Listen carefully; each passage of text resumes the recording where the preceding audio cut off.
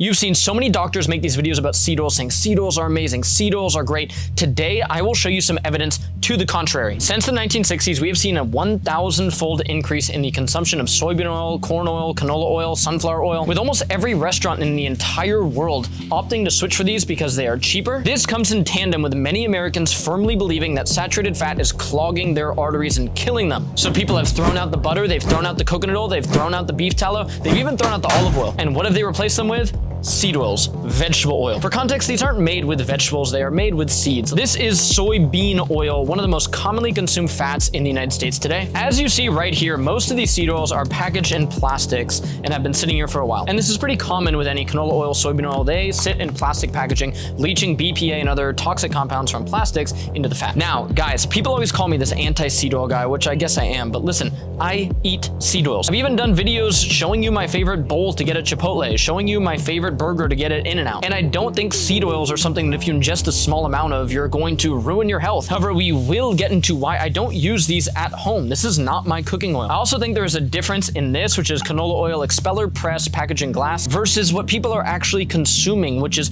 fast food cooked seed oils, which are reused. They're in a fryer basket. They are sitting on this shelf in plastic. They're sitting in the back of a restaurant under heat, under light. That is the reality of seed oils, and they're in tons of these processed foods around here. And when they are heated to high temperatures, something really bad happens. I personally opt for fats like avocado oil, coconut oil. I love olive oil. Extra virgin olive oil I think is amazing. I love beef tallow to cook my steaks. I love ghee. The funny thing is, people have used these fats for thousands and thousands of years. Heavily processed seed oils are very new, so I think the jury is still out in my opinion. I'm not one of these guys that thinks seed oils are amazing, definitely not. And I'm not one of these guys who thinks a little bit of seed oils is going to kill you. Live life in moderation, but you probably don't need to believe that seed oils are the best thing and you should throw away all this stuff in favor of that.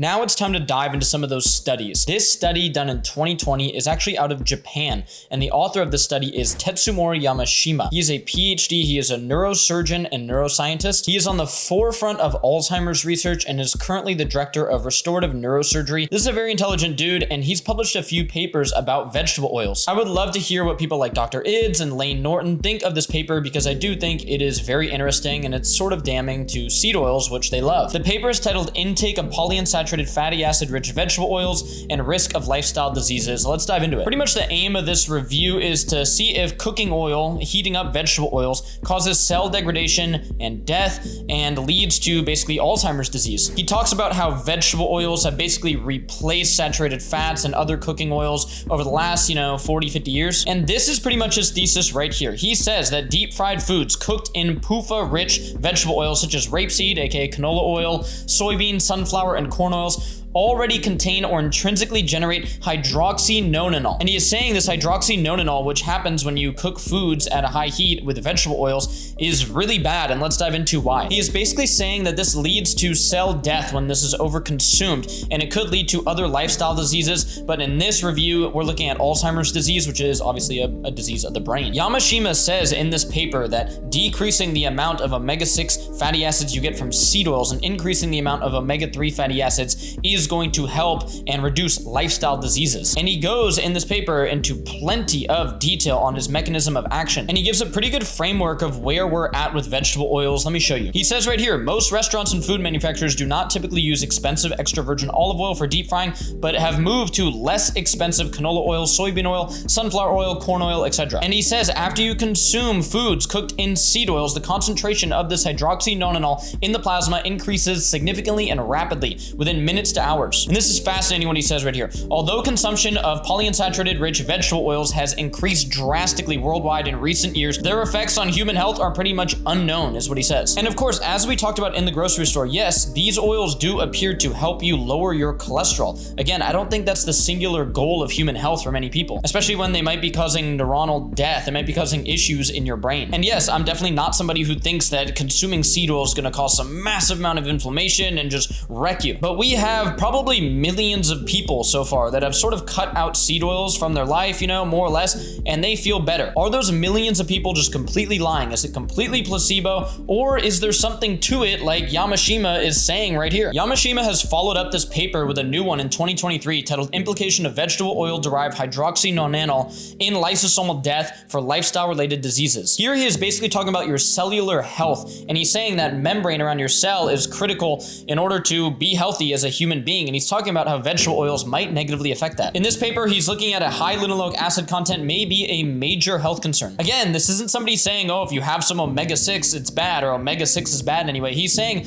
over-consuming these, which I agree is a huge issue. We also have a paper here on the relationship of diet and acne, which is something I'm very passionate about, and we have seen with so many people their stories of cutting out seed oils and seeing their skin health improve. Again, by traditional Western medicine, these people just get told they're crazy and, oh no, you should eat more seed oils, don't switch to the butter or the olive oil or the beef tallow like you've done, go back to eating seed oils, and when these people do, they get skin issues again. It's very frustrating for them. In this paper, they talk about the ratio of omega-6 to omega-3. We see in a Western diet, we're talking 10 to 1, 20 to 1, and in traditional diets, oftentimes it's like a 1 to 1, or sometimes even 1 to 4 in cultures that eat a lot of fish. And they talk about how non-Western diets correlate with the absence of acne, which is something that a lot of people are trying to figure out. This paper is discussing the importance of omega-6 to omega-3 ratio and its possible effects on inflammatory markers. So as we discussed, I think the reality of seed oils is really important to comprehend. Most people are not using a cold pressed canola oil and eating a healthy diet. Let's be real. If you cut out seed oils, you're cutting out a lot of processed food. And there might be a difference between a cold pressed canola oil versus what is actually being consumed, which is a reused, like used 10 times in a fryer basket, fried canola oil over and over again. And it might be generating some toxic byproducts, which are being looked at by different scientists. So next time you see a doctor doing a post saying seed oils are great, you should eat them, if you've heard anything bad about them, it's complete BS, you might want to question that. So in conclusion, there's definitely something going on with seed oils. I don't think we fully know what is going on with them. We obviously talked about the basics of, hey, they're packaged in plastic, these are definitely going to get oxidized, they're definitely going to leach microplastics, and they're heavily processed, which I'm not really a fan of. I try to eat more unprocessed food, real food. Let me know your thoughts below, but I feel like I've seen so many posts lately by these doctors saying seed oils are great. Anybody saying seed oils are bad is just completely lying. I don't really think that's the case looking at some of the research. I think the truth lies somewhere in the middle, so you shouldn't try to 100% avoid seed oils. It's pretty much impossible to do, guys, if you want to live a normal life, and I don't think they're the end of the world. However, simply saying, oh, if you eat them and you feel bad, you're tripping, there's nothing going on there whatsoever, that's wrong. Look at the papers, look at the neurosurgeon writing papers on them. It's very interesting stuff, and I hope we dive more into this research in the next 10 years and get to the root of what is going on with seed oils.